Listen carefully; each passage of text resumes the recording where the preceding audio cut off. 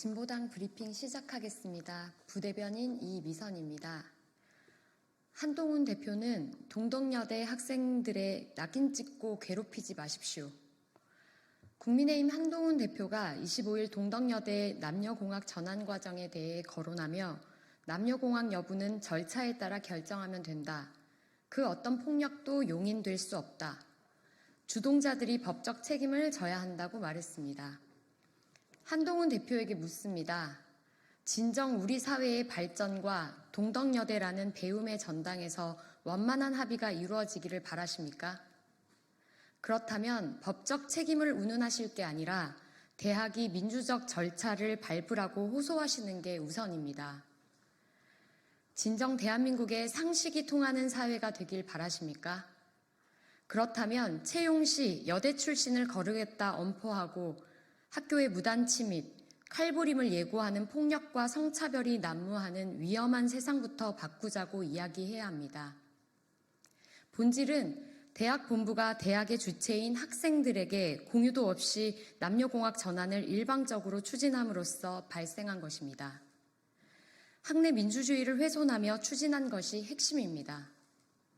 그런데 우리 사회는 해당 사안을 폭력, 불법으로 낙인을 찍고 논란을 키우며 주동자를 색출하라며 갈라치기 논쟁을 부추기고 있습니다.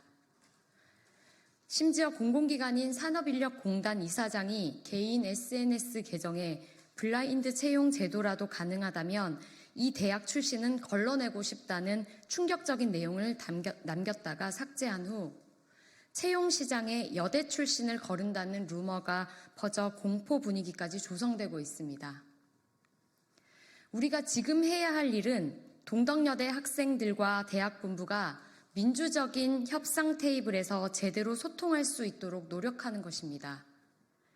대한민국의 구조적 성차별을 뿌리 뽑아 여성들에게도 성평등하고 안전한 배움터를 보장해 주는 것입니다.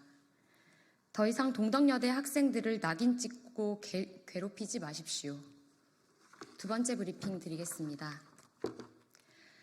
이제는 플라스틱 생산 감축을 규제할 때입니다.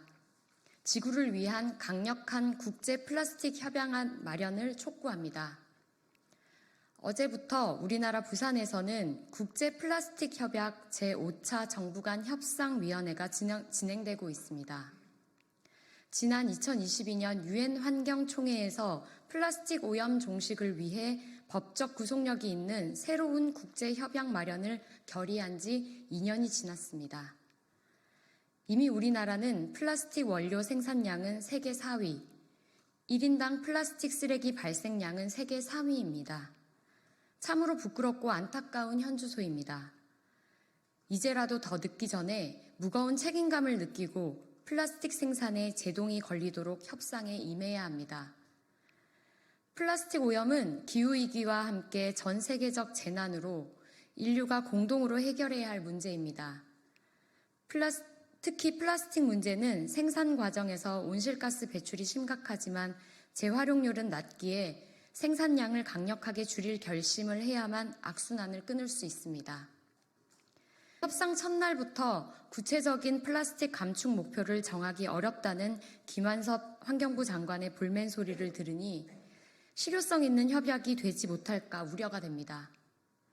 더 이상 미래 세대와 지구의 기후 악당으로 살아갈 수는 없습니다. 그러다 모두 공멸합니다.